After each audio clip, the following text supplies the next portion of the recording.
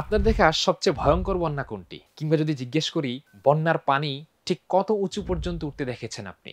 ভাবেন তো এমন বন্যা যদি হয় কখনো, যেখানে পৃথিবীর সবচেয়ে উঁচু ভবনটিও ডুবে যায়, তলিয়ে যায় হিমালয় পাহাড়ের সর্বোচ্চ চূড়াটিও, তখন আপনি কি করবেন?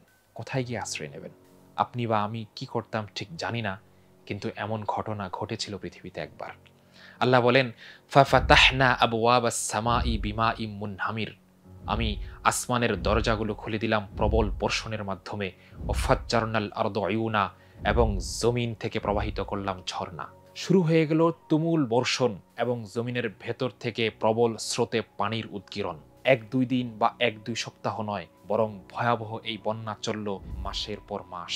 উঁচু উঁচু পাহাড়গুলো সব ডুবে গিয়েছিল পানির নিচে। গাছপালা, বাড়ি ঘর, পশু পাখি সব ধ্বংস হয়ে গিয়েছিল সেই বন্যায়।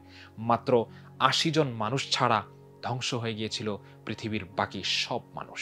ঘটনাটি ঘটেছিল পৃথিবীর সর্বপ্রথম রাসূল হযরত নূহ আলাইহিস সালামের জামানায়।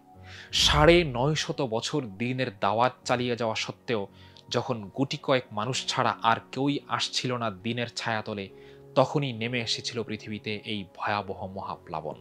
আচ্ছা বলেন তো, এই মহাপ্লাবন কি গোটা পৃথিবীব্যাপী সংঘটিত হয়েছিল, নাকি নির্দিষ্ট একটি এলাকায়? যেই মানুষগুলোর অবাধ্যতায় নেমে এসেছিল এই মহাপ্লাবন, তাদের ঠিক কতগুলো অপরাধ ছিল এবং সেগুলো কি কি? বন্যায় তো সব ধ্বংস হয়ে গিয়েছিল। তাহলে বেঁচে যাওয়া ওই ৮০ জন মানুষ কিভাবে আবার নতুন করে জীবনযাপন শুরু করেছিল? কিংবা যদি আপনাকে জিজ্ঞেস করি, নূহ আলাইহিস সালামের সেই নৌকা যেখানে চড়ে বেঁচেছিল ৮০ জন মানুষ, সেটি কেমন ছিল? কত বড় ছিল? কোত্থেকে যাত্রা শুরু করে কোথায় গিয়ে থেমেছিল? কতদিন যাত্রা করেছিল? ইতিহাস ও বিজ্ঞান কি বলে এখানে? এমন আরো অসংখ্য প্রশ্নের উত্তর পেয়ে যাবেন মোহাম্মদ পাবলিকেশন থেকে প্রকাশিত এই বইটি।